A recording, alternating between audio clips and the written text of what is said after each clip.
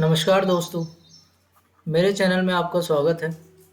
और बहुत ही खुशखबरी की बात है कि उत्तर प्रदेश लोक सेवा आयोग ने पीजीटी लेक्चरर के लिए 124 पदों पर वैकेंसीज निकाली।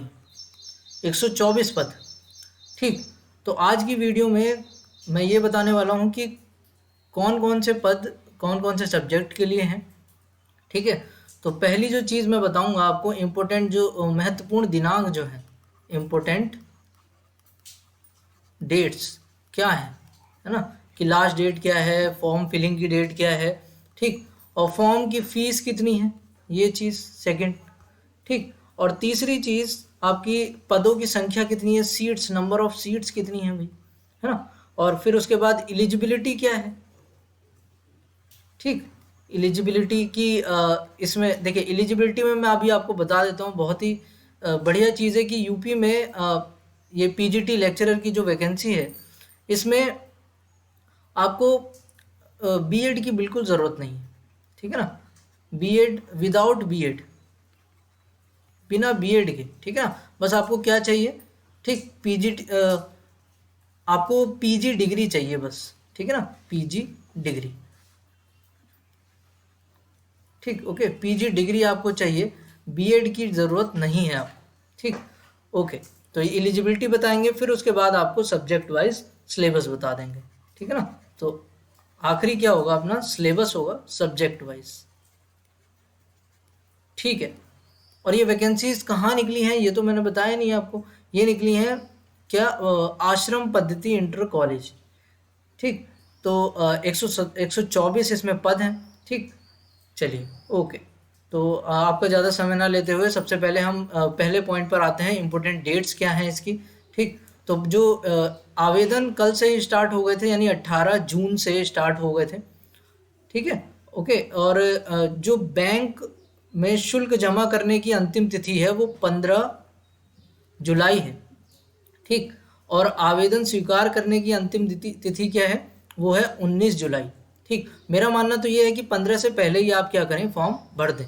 ठीक, क्योंकि 19 तो क्या है, सबमिट करने की अंतिम तिथि है। ठीक, फीस जमा करने की अंतिम तिथि 15 है, तो उससे पहले पहले आप फीस वगैरह सब जमा कर दें। ठीक, अच्छा, इसके बाद इन्होंने ये दिया है कि ये फॉर्म कैसे भरा जाए। इस साइट पर जाना है, upsc.up.nic और .in पर। ठीक, तो इस पर जाएंगे, अभी मैं आपको बता दूंगा कि किस किस तरीके से कैसे फॉर्म भरा जाएगा। ठीक, शॉर्ट मेथड में, है ना। चलिए आगे बढ़ते हैं और ये देखते हैं कि भाई आवेदन शुल्क कितना है ना। तो आवेदन शुल्क के बारे में देखें तो जो जनरल है, ठीक, जनरल हैं या फिर ओबीसी हैं, ठीक, और या फिर ईडब्ल्यूएस वाले हैं, ठीक, या फिर कोई और ओबीसी है, ठीक, तो उनके लिए जो फॉर्म का जो फीस है वो कितनी है, 125 रुपये है मात्र। और जो एससी और एसटी हैं, ठीक, एससी एसटी वालों के लिए कितनी है, 65 रुपये है। दिव्यांग वालों के लिए है आपकी 25, और भूतपूर्व सैनिक वालों के लिए कितनी है, 65 है। चलिए, फॉर्म कैसे सबमिट करेंगे, क्या क्या उसके स्टेप्स हैं वो मैं अभी आपको बताऊंगा। उससे पहले हम लोग सेकंड जो अपना पॉइंट है कि कितनी सीट्स हैं, है ना, सीट्स पर देखते हैं कि कितनी सीट हैं सब्जेक्ट वाइज। तो यहाँ पर टोटल जो सीट्स हैं वो कितनी हैं, वो 124 हैं, और जिसमें 30 भौतिक विज्ञान की हैं, 26 कितनी है रसायन की, 33 जीव विज्ञान और 35 गणित की हैं। ठीक, अच्छा, अनारक्षित मतलब ये जनरल वालों की हैं, ठीक, और ये ईडब्ल्यूएस वालों की हैं। तो ईडब्ल्यूएस वालों की देखिए कम है ऑल्दो, लेकिन अगर आप ईडब्ल्यूएस बनवा लेते हैं तो आपको काफ़ी फ़ायदा होने वाला है। ठीक है ना, 3 फिजिक्स में है, 2 रसायन में, 3 जीव विज्ञान में, और 4 क्या हैं गणित में। ठीक है ना, कुल मिला के 12 क्या है ईडब्ल्यूएस वालों के लिए है। ठीक है, तो नेक्स्ट चीज़ पर आते हैं जो कि क्या है, वेतनमान है। वेतनमान क्या है कि वो आपको मिलेगा 4800 लेवल 8 पर, जिसकी जो सैलरी होती है लगभग 55,000 के बराबर होगी। ठीक है ना, लगभग। तो बहुत ही अच्छी वैकेंसी है ना, ये चांस ना जाने दें, इस फॉर्म को ज़रूर भरिए। चलिए आगे बढ़ते हैं। आगे जो भी चीज़ें हैं वो इतनी इम्पोर्टेंट नहीं है, तो ये हम स्किप कर देते हैं। आगे मैं ये बताने वाला था कि आपको फॉर्म कैसे भरना है। तो देखिए यहाँ पर ये साइट लिखी हुई है, ये आप साइट गूगल में डालेंगे uppsc.nic.in, ठीक है ना, तो इस तरीके का पेज खुल जाएगा। तो इस पेज पर आपको जाना कहाँ पर है भाई, इस पेज पर आपको जाना है कैंडिडेट रजिस्ट्रेशन पर। ठीक, यहाँ पर आप रजिस्ट्रेशन कर देंगे। रजिस्ट्रेशन के बाद क्या होगा कि आपको फीस जमा करनी होगी। पहले आप रजिस्ट्रेशन कर देंगे, फिर उसके बाद फीस जमा कर देंगे। ठीक, फिर उसके बाद आपको सबमिट करना है। अगर आपसे कोई गलती हो जाती है तो आप मॉडिफाई भी कर सकते हैं, वो भी सबमिटेड एप्लीकेशन फॉर्म को। ठीक, अच्छा, अगर वैसे आप गलती ना करें उससे पहले ही देख लें, सबमिट करने से पहले ही ऑप्शन आता है कि क्या कुछ गलती तो नहीं, तो उसे चेक करें और फिर तब करें, है ना। ओके, तो देखिए यहाँ पर दिया हुआ भी है लाइव एडवर्टाइजमेंट के लिए आपको, मतलब अगर देखना है पूरा और डिटेल में देखना है, वैसे तो मैं आपको सब बता ही दे रहा हूँ। तो आप यहाँ पर क्लिक करेंगे तो आपको पूरा एडवर्टाइजमेंट मिल जाएगा। आश्रम पद्धति इंटर कॉलेज, आप देख सकते हैं यहाँ पर, देखिए इस साइट पर ये मेंशन किया हुआ है ना। चलिए ठीक है, आगे बढ़ते हैं। ये यूपीपीएससी की साइट है। ठीक, ओके, तो जो यूआरएल है वो ये है इम्पोर्टेंट। ठीक, ये आप गूगल में डालेंगे। ठीक है, ओके। अच्छा, इसके बाद क्या है कि व्यवहारिक परिस्थिति में क्या है कि ऐसे विवाहित पुरुष या अभ्यर्थी जिनकी एक से अधिक पत्नी हो, ठीक है ना, और या फिर कोई पत्नी जिसके एक से अधिक इस तरीके से है ना, तो अगर उन्हें फॉर्म भरना है तो उसके लिए महामहिम राज्यपाल से क्या लेनी पड़ेगी, छूट लेनी पड़ेगी। ठीक है ना, जो भी राज्यपाल, जैसे यूपी में जो भी राज्यपाल हैं, तो उनसे क्या करना पड़ेगा, लेटर लिखवाना पड़ेगा कि तब वो फॉर्म भर पाएंगे। ठीक, तो इसका ज़रा ध्यान रखिएगा। अच्छा, ठीक है। अच्छा, शैक्षिक अर्हता यानी कि एजुकेशनल क्वालिफिकेशन में आपको केवल क्या चाहिए, स्नातकोत्तर चाहिए।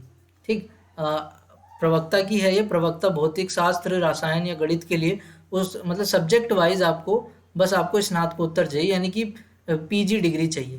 ठीक है ना, पीजी डिग्री की आपको केवल क्या है, ज़रूरत है। ठीक, ऐसे ही जीव विज्ञान के लिए भी पीजी डिग्री की ज़रूरत है, बीएड की ज़रूरत नहीं है। बट अगर आपके पास बीएड है तो कोई प्रॉब्लम वाली बात नहीं है, और आपका फ़ायदा है कि जैसे मान लीजिए कि दो बच्चे हैं, दोनों के सेम नंबर आते हैं, तो जिसका बीएड होगा उसे क्या दी जाएगी, अनिवार्यता दी जाएगी। ठीक, ओके, तो इस तरीके का चीज़ रहेगा। चलिए आगे बढ़ते हैं हम लोग। आगे क्या है, आगे इस तरीके से जो भी इम्पोर्टेंट चीज़ है वही मैं आपको बता रहा हूँ। ठीक, चलिए ठीक है। और यहाँ पर देखिए क्या है कि ये फ़ोटो के बारे में, फ़ोटो का साइज़ कितना होना चाहिए, है ना, ये सब दिया हुआ है। अच्छा, यहाँ पर अगर हम देखें तो जो भी आप प्रमाण पत्र है, जैसे जाति प्रमाण पत्र है, उसका फॉर्मेट कैसा होना चाहिए भाई, इस तरीके का होना चाहिए। किसके लिए, जैसे एससी एसटी के लिए अगर जाति प्रमाण पत्र है तो उसका फॉर्मेट ऐसा होना चाहिए। ठीक, और पिछड़े वर्ग ओबीसी वालों के लिए जो जाति प्रमाण पत्र है उसका फॉर्मेट इस तरीके का रहना चाहिए।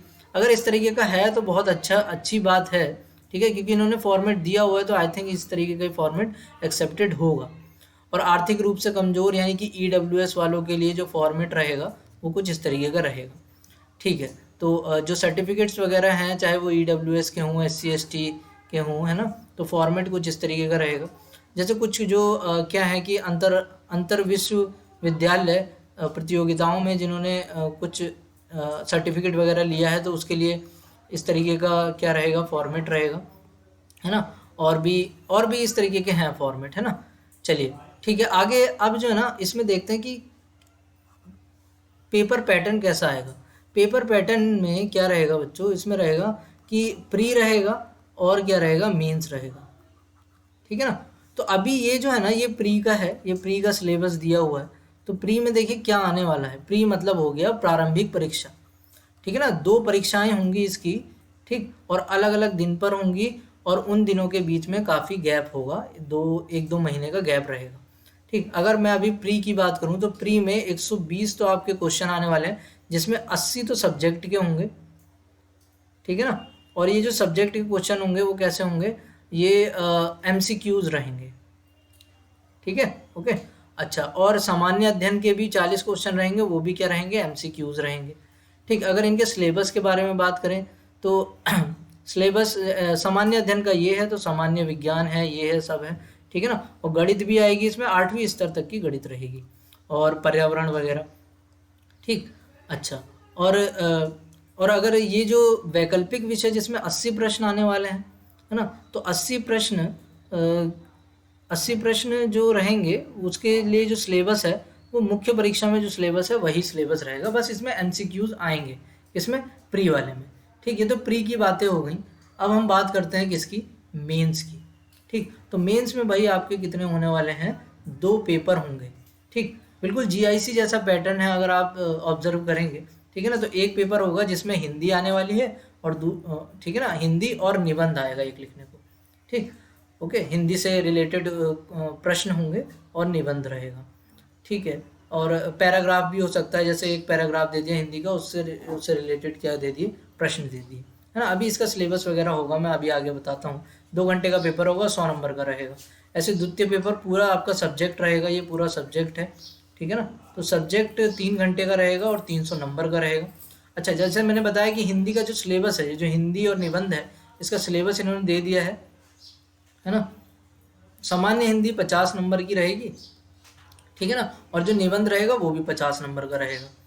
जैसे ये देखिए निबंध दिया हुआ ना यहाँ पर, ये निबंध ये भी 50 नंबर का है, तो 100 नंबर हो गए। अब अब हिंदी में क्या क्या आने वाला है ये देख लीजिए।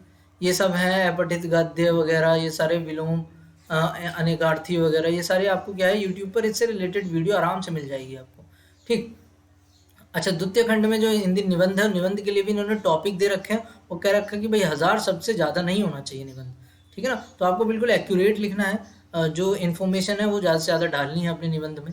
ठीक, अच्छा, ठीक है, इसके बाद आते हैं हम अब सब्जेक्ट के बारे में। ठीक, तो सब्जेक्ट आपका जैसे फिजिक्स हो सकता है, केमिस्ट्री हो सकता है, कुछ भी हो सकता है। तो सब्जेक्ट में आपके कुल प्रश्न आने वाले हैं बस 20, और सारे ही अनिवार्य होंगे।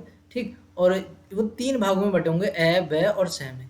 तो ए में जो रहेंगे वो 5 प्रश्न रहेंगे, और जिनकी जो सीमा है, मतलब शब्द सीमा है, वो 250 वर्ड्स रहेगी, इससे ज़्यादा नहीं करना है। और एक 25 नंबर का होगा ये, ठीक है ना, काफ़ी ज़्यादा वेटेज है, 5 प्रश्न 25 नंबर के।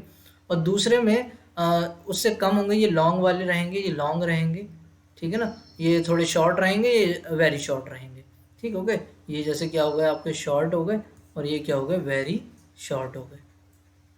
ठीक, ओके, तो अगर इसमें देखें तो इसमें शब्द सीमा 150 रहेगी और 15 अंक का एक क्वेश्चन रहेगा, 5 प्रश्न रहेंगे। और वेरी शॉर्ट में 5 नहीं रहेंगे, 10 क्वेश्चन आएंगे। शब्द सीमा मतलब कितना लेना है, 50 शब्द लेने हैं, 50 से ज़्यादा नहीं होने चाहिए, और 10 अंक का एक क्वेश्चन रहेगा। ठीक, और अगर किसी, देखिए इसमें सिलेबस की चिंता रहेगी, तो सिलेबस के बारे में बताऊंगा कि देखिए 11th आएगा, 12th में जो भी है वो सारा आने वाला, बीएससी आएगा पूरा का पूरा, और एमएससी सम पार्ट आएगा, कुछ पार्ट एमएससी का आएगा, सम पार्ट ऑफ एमएससी। ठीक, एमएससी का बहुत ही कम आने वाला है, 11th 12th और बीएससी पर आप फोकस रखिए। ठीक, वही अगर वो आप सही से पढ़ लेते हैं तो ए, बेस है, ये सारे हो जाएंगे। क्योंकि देखिए ये वाली वैकेंसी जो है ना वो केवल साइंस सब्जेक्ट वालों के लिए निकली है, तो इसलिए मैंने बता दिया कि इसलिए मैंने यहाँ बीएससी और एमएससी लिखा है। ठीक, चलिए ठीक है, तो भौतिकी में अगर जैसे मेरा अगर सब्जेक्ट है तो वो तो भौतिकी है, तो भौतिकी में ये पूरा क्या है, ये सिलेबस है। ठीक, तो सिलेबस मैं आपको ये इसका लिंक जो है ना वो शेयर कर दूंगा, तो आपको सिलेबस यहाँ पर दिख जाएगा। तो भौतिक विज्ञान का सिलेबस है। ठीक, फिर इसी तरीके से इन्होंने रसायन विज्ञान का सिलेबस भी दिया हुआ है ना पूरा, और उसके बाद इन्होंने जीव विज्ञान का भी दिया हुआ है। ठीक, गणित का भी दिया होगा कहीं पर, तो गणित का भी यहाँ कहीं होगा आगे को। ठीक है ना, अच्छा, ठीक है, हाँ ये देखिए दिया हुआ है, गणित का भी दिया हुआ है। ठीक, और जंतु विज्ञान वगैरह ये सब, मतलब सारे इन्होंने पूरा सिलेबस इन्होंने नीचे ही दिया हुआ है एक ही पूरा नोटिफिकेशन के अंदर। ठीक, तो 124 पद हैं, बहुत ही अच्छा मौका है, तो आप इसे ज़रूर भरिए फॉर्म को, है ना। किसी भी तरीके का कोई भी डाउट हो आप मुझे कमेंट करिए, ठीक है ना, कमेंट करिए। अगर किसी को फॉर्म भरने में दिक्कत हो रही है, तो अगर वीडियो उससे रिलेटेड बनाना है तो आप कमेंट करिएगा, है ना। और वीडियो को प्लीज़ लाइक ज़रूर कर दीजिएगा, और चैनल पर आप नए हैं और मैं आगे और भी वीडियो ऐसी लाऊंगा, ठीक है ना, सब्सक्राइब ज़रूर कर दीजिएगा। ठीक, ओके, लाइक, सब्सक्राइब और शेयर अगर हो सके तो शेयर भी कर दीजिएगा, है ना। बहुत बहुत धन्यवाद। तो अच्छा मौका है। ठीक, चलिए, तो कोई भी डाउट हो मैंने बता दिया, आप कमेंट बॉक्स में डाल दीजिएगा, है ना। तो आज के लिए हम इतना ही रखते हैं, बाकी we will see next time. Okay.